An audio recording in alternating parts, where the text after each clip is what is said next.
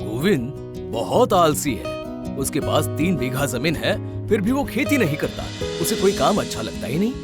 इसी आलसीपन की वजह से उसकी बीवी को भी ये पसंद नहीं था।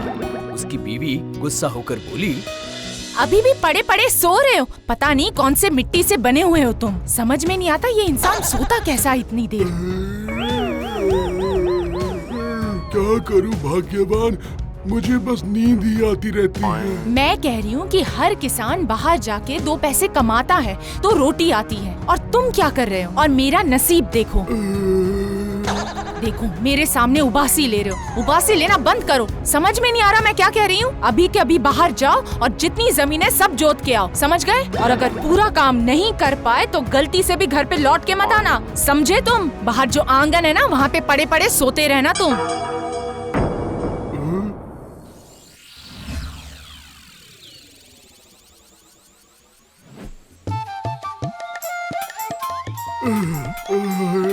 बाप रे बाप, 3 बीघा जमीन को मुझे जोतना है और यही सोचकर मुझे नींद आ रही है।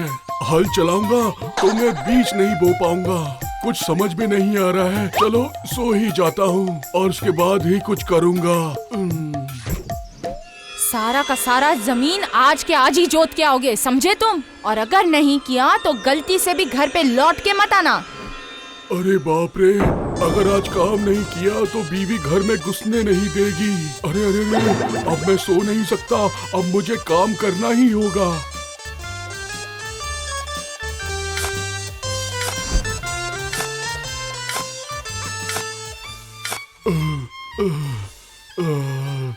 बाप रे, धूप इतनी तेज है, मेरे तो पसीने ही छूट रहे हैं। अब थोड़ा पानी पीना ही पड़ेगा। पानी पीकर फिर काम शुरू करता हूँ।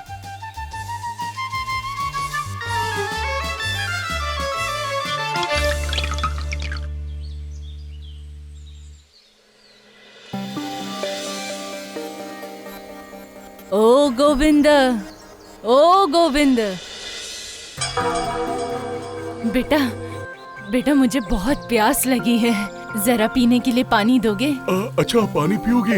हाँ, ये लीजिए, ये लीजिए, ये लीजिए, पीजिए ना, पानी पीजिए। गोविंद, मुझे ना बहुत भूख भी लगी है। अब मैं खाना कहाँ से लाऊं माता जी? मेरे पास तो कुछ खाने के लिए भी नहीं है। अच्छा, मतलब तुमने भी कुछ नहीं खाया बेटा? नहीं माता जी, मैंने भी कुछ नहीं खाया। मेरी बीवी ने आज मुझे खाना दिया ही नहीं। ऐसा क्यों बेटा? मैं बहुत ही आलसी हूँ, मुझे तो बस नींद ही आती रहती है।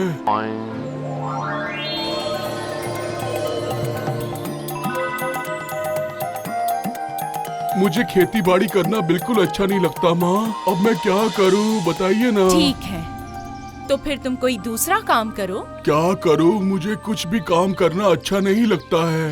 आज मैंने बहुत ही कम काम किया है और मुझे कब से आलस और नींद ही आई जा रहा है। कब शाम हो गई मुझे पता ही नहीं चला। तुम्हारी तकलीफ मैं समझ रही हूँ। तुम्हारी सारी तकलीफें दूर हो सकती है बेटा, अगर तुम मेरी बात मानोगे तो। कौन सी बात माँ? सुन फिर, एक काम कर तू, आज थोड़ी तकलीफ उठा के सारी की सारी जमीन जोत दे तू और धान उगा।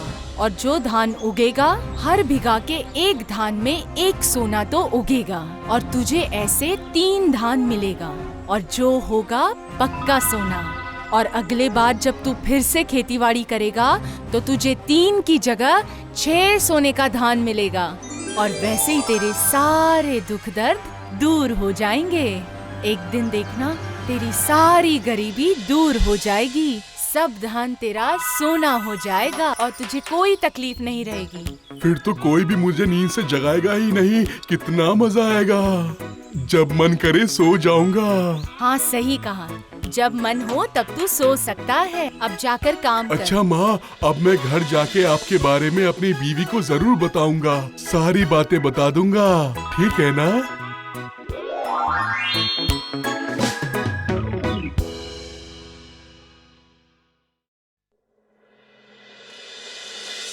तुम सच बोल रहे हो? सच बोल रहा हूँ, एकदम सच बोल रहा हूँ। तुम सो कर सपना तो नहीं देख रहे हो ना? हाँ, सो तो मैं गया था, लेकिन बाकी सब चीजें मैंने अपनी आँखों से देखी है। तब बिल्कुल नहीं सोया था मैं। तो फिर लौट कर क्यों आए? जाओ और जाकर जमीन जोत कर आओ। आज ही सारे काम खत्म करो। अब तो शाम हो गई है, भला इतनी बड़ी जमीन में एक ही दिन में कैसे जोत पाऊंगा? सब संभव है। अगर धान में सोना मिल सकता है तो ये भी संभव है, समझे तुम? और अगर पूरी शाम कम पड़ जाए तो रात को भी तुम करना। रात को भी काम करते रहना, लेकिन घर मत आना, समझे तुम? ऊपर वाले का आशीर्वाद मिला है और तुम ऐसे वक्त जाया कर रहे हो। आज रात को ही जमीन जोत कर हम लोगों को बीज डालना पड़ेगा, समझे तुम? सब काम आज ही होना चाहिए।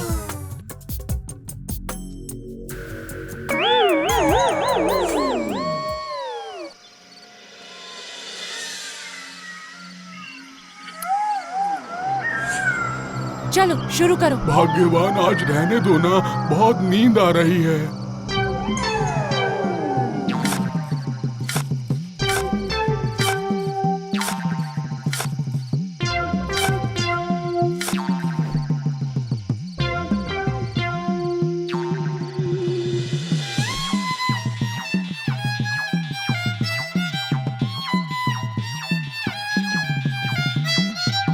अरे उठ जाओ, सुबह हो गई है। सुनाई नहीं दे रहा क्या तुम्हें कुछ? जल्दी उठो और जाओ।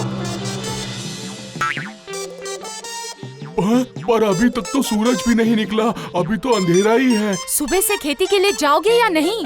धान में पानी डालना होगा, अगर कोई गंदगी होगी तो उसे साफ करनी होगी। अच्छा धान नहीं उगेगा तो सोना कहाँ से मिलेगा, बताओ तुम? मैं खेत में आकर तुम्हें तुम्हारा खाना भी दे दूंगी। आज हम दोनों वहाँ बाहर ही रहेंगे, पहरा भी देंगे। पहरा क्यों देना होगा? वहाँ पर तो सबके खेत हैं। सबके धान में सोना थोड़ी ना है तुम्हारे धान जैसा। और अगर एक भी धान खराब हो गया तो क्या करेंगे हम? और जो धान खराब हो गया अगर उसमें सोना रहा तो क्या करेंगे हम लोग?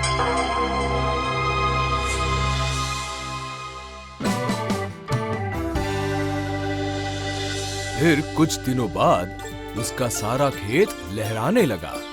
धान के ऊपर सूरज की किरण पड़ते ही खेत सोने की तरह चमकने लगा। आहा, कितना अच्छा लग रहा है, बताओ। हाँ भाग्यवान, देखो कितना चमक रहे हैं, बिल्कुल सोने जैसा चमक रहे हैं। ऐसा लग रहा है कि हमारे सोने की खेती हुई है। अब इतने सारे धान में से सोने का धान कौन सा है, कैसे पता चलेगा?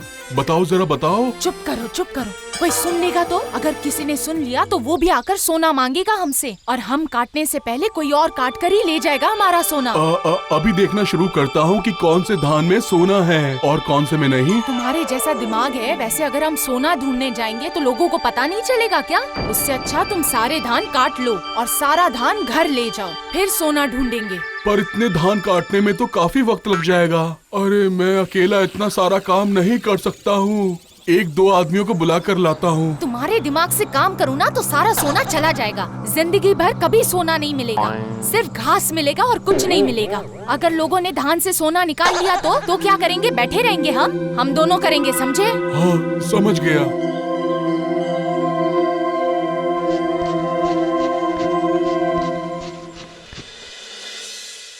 क्या रे गोविंद, क्या आज बीवी के साथ सुबह सुबह आ गया फसल काटने? क्यों, क्या बात है?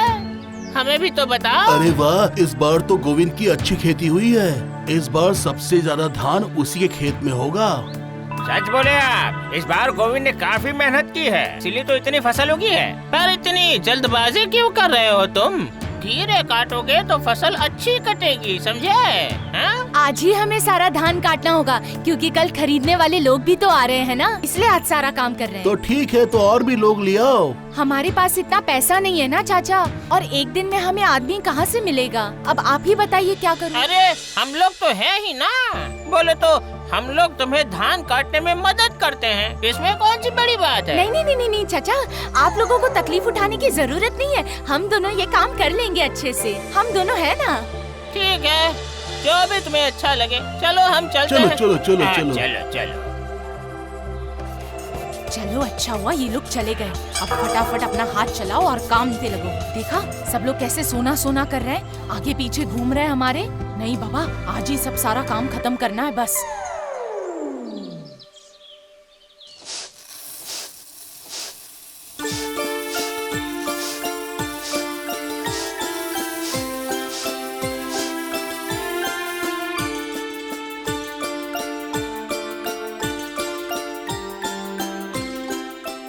जी सुनते हो, सोना तो मिला ही नहीं। तुमने अच्छे से सारा धान देख लिया ना? बताओ जरा। हाँ भाग्यवान। तो अब क्या करेंगे? इतना सारा धान तो ऐसे फेंक नहीं सकते, इसे तो बेचना होगा। एक काम करो, किसी को बुला लो और सारा धान बेच दो। हाँ तो ठीक है, तो मैं जाकर मोहित शर्मा को ये बोल देता हूँ कि हमारा धान तैयार है।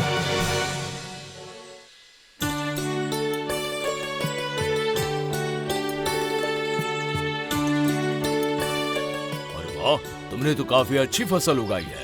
लग रहा है सोने की फसल उगी है। वाह वाह वाह, माँ लक्ष्मी प्रसन्न है तुम पर। आपने सही कहा। गोविंद, तुम्हें तो पता ही होगा कि अच्छी फसल हो तो मैं पैसों के बारे में हिचकिचाता नहीं हूँ। तुम्हारे धान के बदले मैं अच्छा मूल्य दूंगा। अब मैं अगली फसल के लिए अभी से पैसे दे रहा हूँ। अगली बार जो धान उगेगा वो मुझे ही चाहिए और किसी को मत देना, ठीक है? याद रखना ये बात। धान की फसल अच्छी होगी तो सारी फसल मैं ही लूंगा और उसके बदले में काफी अच्छे पैसे दूंगा। क्या समझे? हाँ वैसा ही होगा, है ना भाग्यवान? हाँ हाँ सही कहा।